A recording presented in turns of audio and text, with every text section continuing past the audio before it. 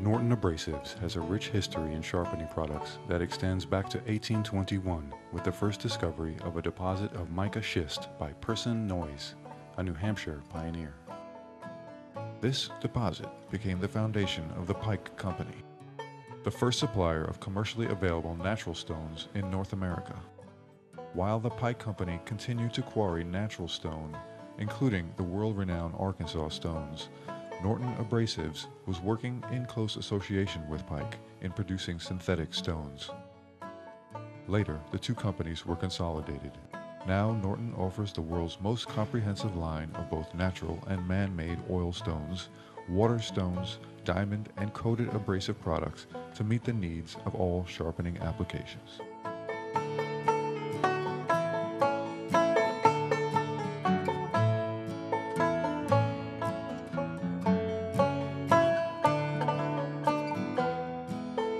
Hello, my name is Joel Moskowitz. I'm a woodworker, and professionally I sell woodworking tools. About 20 years ago, I learned how to sharpen, and this was a real revelation to me. Sharp tools allow you to work cleanly, cut accurately, and they're safer, and they make woodworking a lot more fun. Today I'm going to show you a simple technique for using Norton Waterstones to sharpen your woodworking tools. There are three reasons to sharpen a tool. The first is it's simply dull. You've used it, it's dull, it needs to be resharpened. The second reason is that it's a new tool from the factory. Tools from the factory can be kind of sharp, but they still have to be properly honed before they're really ready for use. The third reason is the unfortunate reason. You have to fix a damaged edge, a nick or a chip. You have to fix it before you can use the tool. To do that, we're going to use these Norton Waterstones. They're 8 inches by 3 inches by 1 inch thick. They're an artificial stone. They're made by taking abrasive and putting them in a water-soluble binder. As you sharpen, you expose fresh, sharp abrasive, and they cut fast as a result. They come in an assortment of grits, starting from a coarse 220 grit, which is really a correcting stone for fixing problems, a 1000 grit stone, which is a good all-around stone to start with, a 4000 grit stone, which is a polishing stone, very fine, but most people like to go to the very fine 8000 grit stone for a final polish. Because these stones are artificial, it's easy to make combination stones.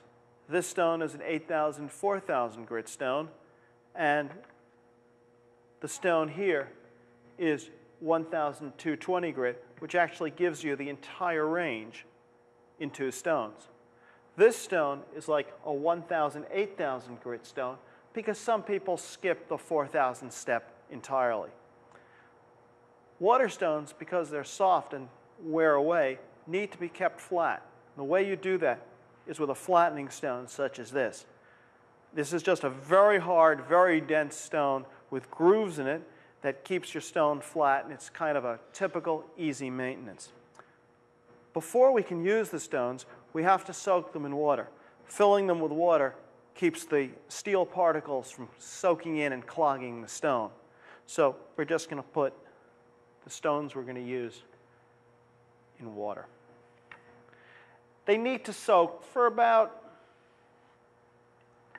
10 minutes, 15 minutes.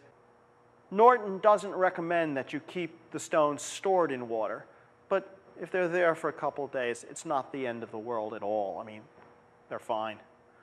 But they need at least 10 or 15 minutes before use. The stones have been soaking for about 15 minutes, and now I'm ready to take them out of the water and start sharpening.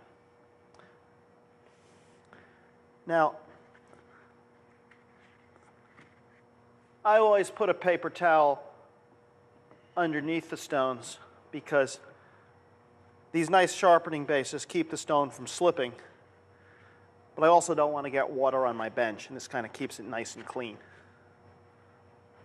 The tool we're going to sharpen today is a new tool, straight from the factory.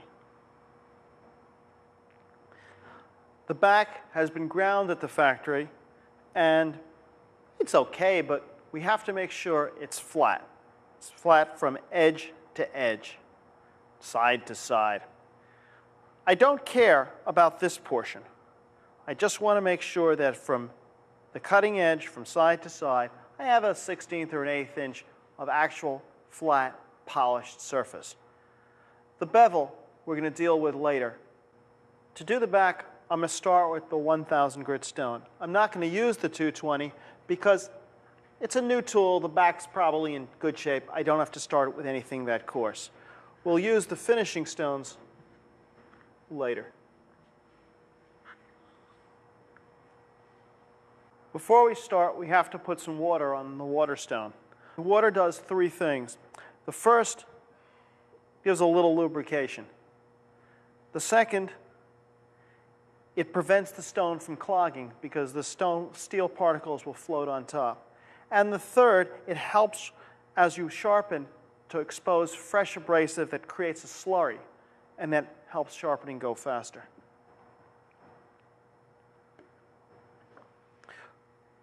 When we talk about flattening the back, we really talk about creating a flat surface from side to side at the edge. No more than an 1/8 inch, even a 1/16 would really be okay, but an 1/8 inch, 1/4 inch, something like that. You don't have to do the whole back. You need reference material. It has to be flat. Now, you don't hold the chisel by the handle because it's just too easy to go like that. You put all your fingers at the top, okay? And then slowly go back and forth. I'm putting pressure at the edge. You can start seeing steel coming off the tool.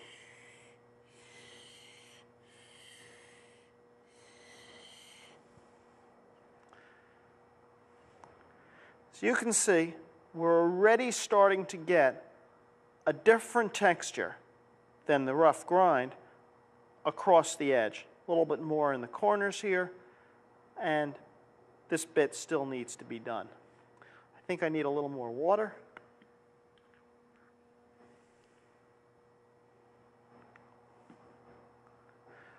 Once again, I'm making sure my fingers are on top of the tool so I don't rock the chisel up and down, okay? And I'm going back and forth and back and forth. I'm trying to use as much of the whole surface of the stone as I can for even wear. Sometimes I kind of go specifically at the end.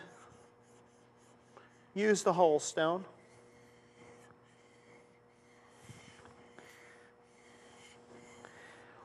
With a new tool, this can take a couple minutes.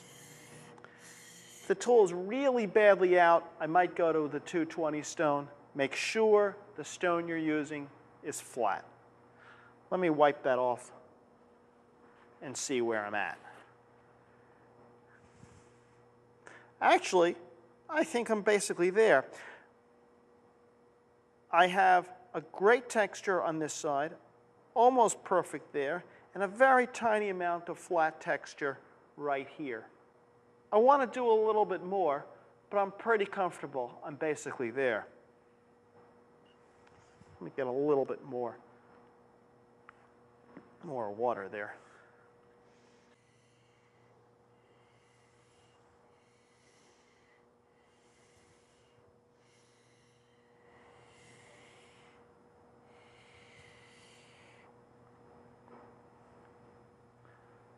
We have a consistent texture from one edge to the other edge. We're done. Now we can worry about doing the bevel. Holding the bevel, and so you can consistently, is the most important part of this technique, and why once you learn it, you can sharpen anything easily. It's simple, just takes a little practice.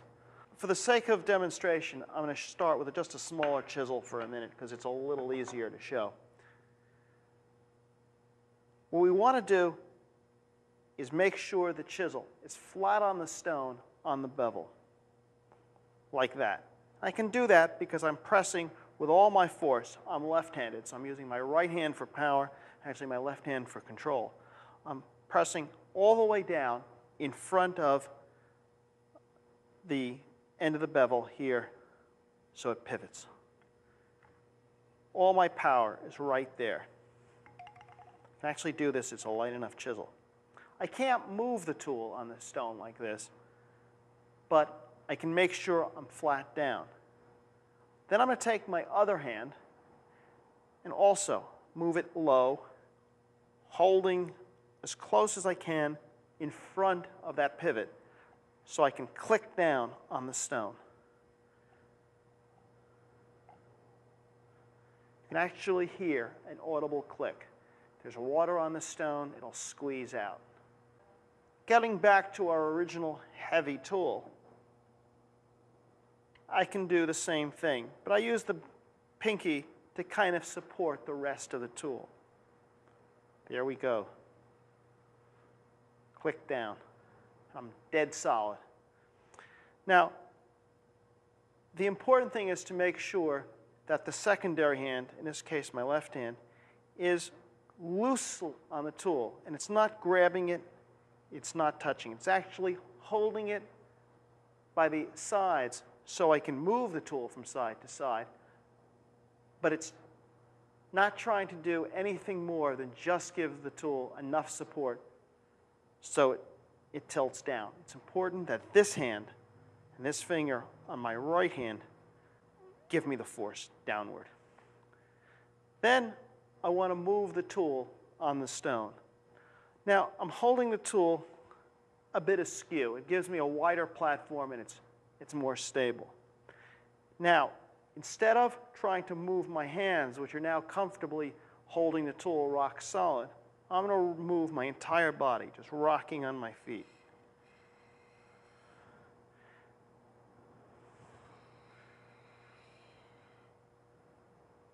Find the bevel, move the tool.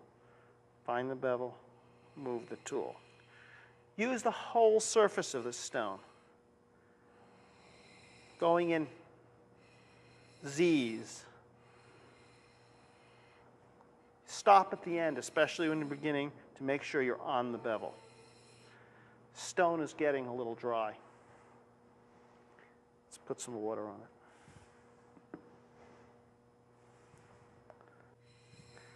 The question comes about is when we're done. But we're done when two things happen. The first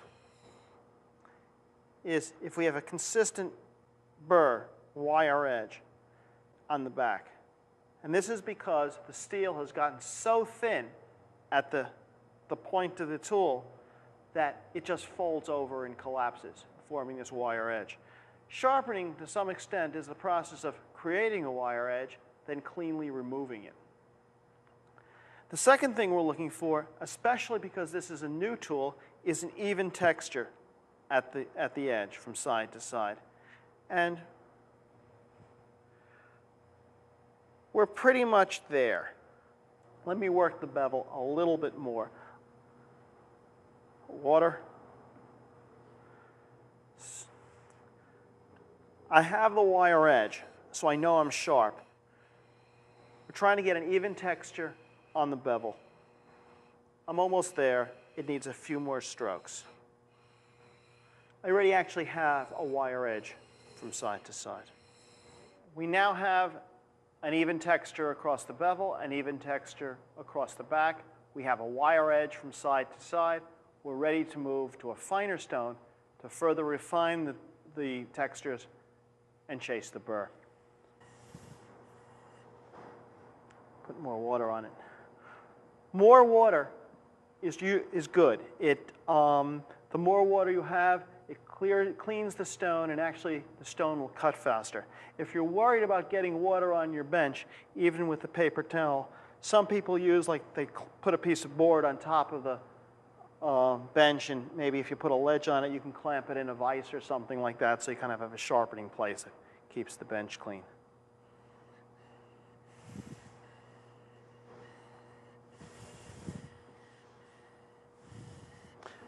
Put pressure on the top.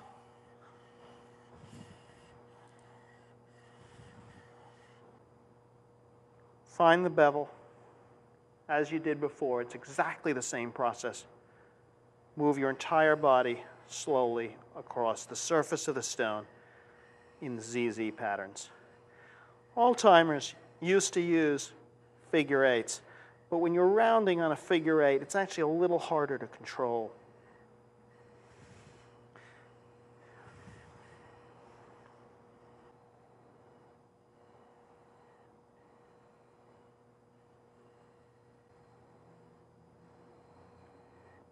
Let's see where we are.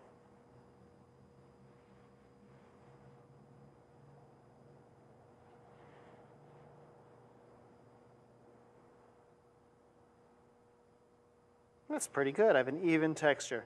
It's not the final texture. We're going to go to a finishing stone for that. Some people do stop with a 4,000 grit stone. You get a good edge, but you can do better on the 8,000. The 8,000 grit stone is our finishing stone. We still have to finish chasing the wire edge.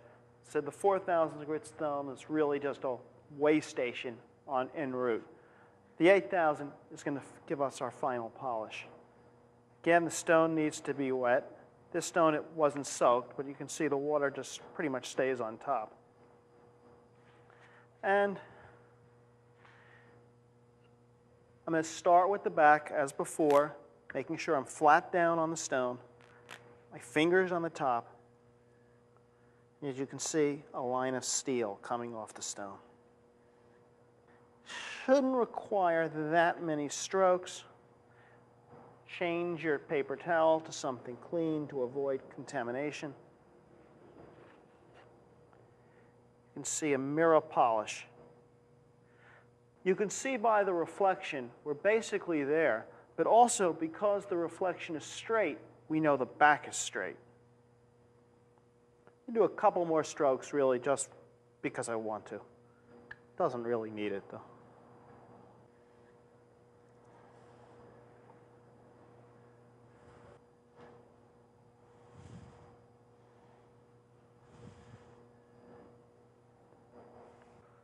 There is a burr now on the bevel side, and I want to chase that. Find the bevel, skew the tool, and go back and forth slowly. Only a couple strokes, because as we work the tool on the abrasive, we're also creating more wire edge. So there's a compromise of chasing it and not creating more of it. Just flipping back and forth a couple of times.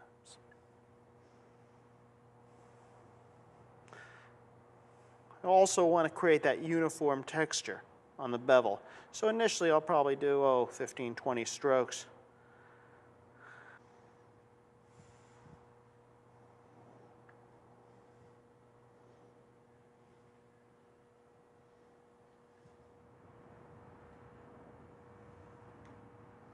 Both sides of the chisel feel the same to me.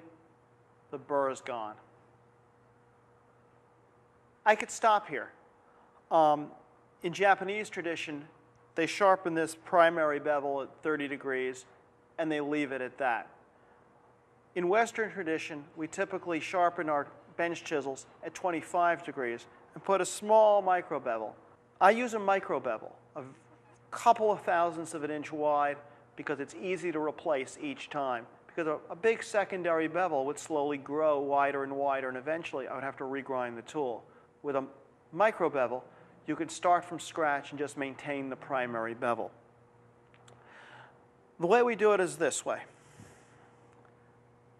Find the bevel as we did before, get a good click down, look at the handle of the tool, and raise the tool the smallest amount you can see.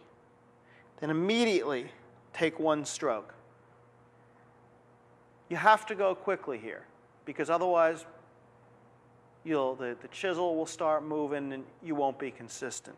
Go back to square one, find the bevel, look at the handle, raise the chisel the smallest amount you can, go back and forth. Don't quite feel a wire. I can feel it sort of, but it's not there yet. Let me do one more stroke. Find the bevel, raise it the smallest amount. I got a very small wire edge. That's all I want. Let's chase that. Very light pressure now.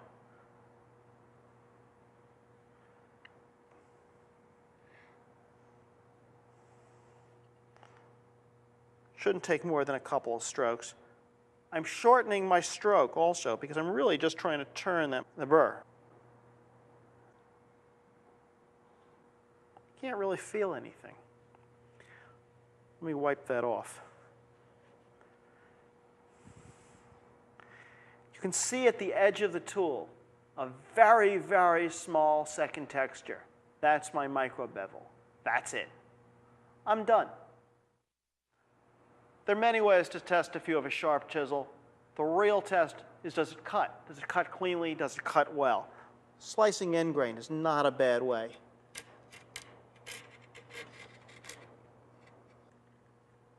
That's sharp. We're done with this tool. Now I just have a toolbox. Other tools has to be sharpened. The beautiful part about this technique of freehand sharpening is that, along with the fact you don't have to risk stone contamination, you don't need any additional equipment, is that it's easy to sharpen anything. Find the bevel, move it on the stone. Actually, let me put a little bit of water on this.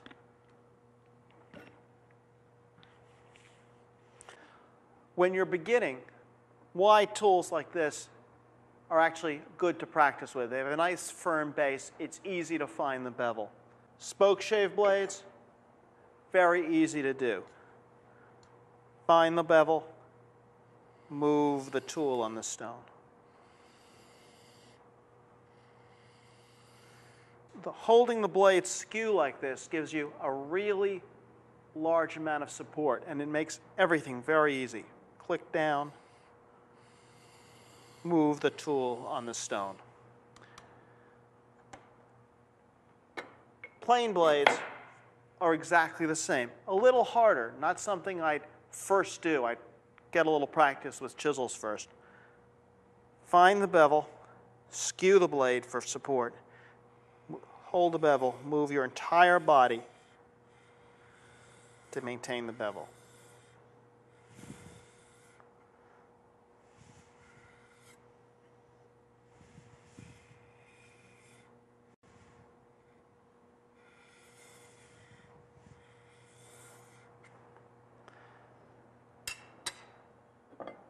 Big, wide chisels are really easy.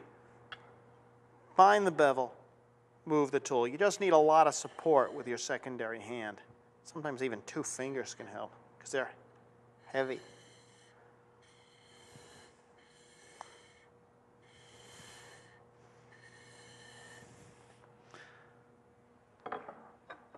Really narrow chisels like this 1/8" beveled edge, don't skew it because you have wider support straight on. Find the bevel, move the tool. Be a little careful. It's easy to rock the tool back and forth. Make sure you're solid. Helps if they're hollow ground if you have a grinder. You might want to skip the 1,000 grit stone here also and go straight to the 4,000. You might be able to get a wire edge that way, and it's a little easier because there's less friction. It's easier to move back and forth on the 4,000 and 8,000. And when you're done sharpening, oil your tools. Water obviously is going to cause rust in your tools, and it's really good practice. You wipe the tool dry, you put on a film of oil, put it back in your toolbox. The final thing you have to do is maintain your stones. Because we're wearing the stones and creating grit and slurry, the stones are going to wear hollow. And this is to be expected. And when you're done sharpening, you should flatten the stones. There are bunches of ways of doing that. Some people use sandpaper. You can use a diamond plate. I use a ceramic flattening plate because it's really fast. It's really easy to do.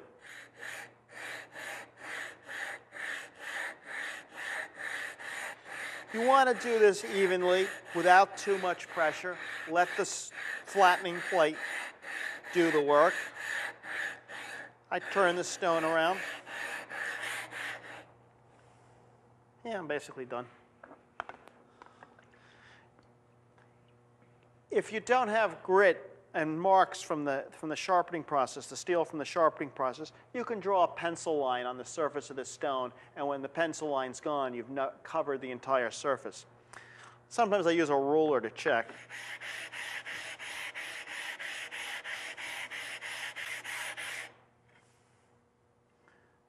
I think we're done. You can just rinse the stone off. Make sure all the marks from the sharpening are gone.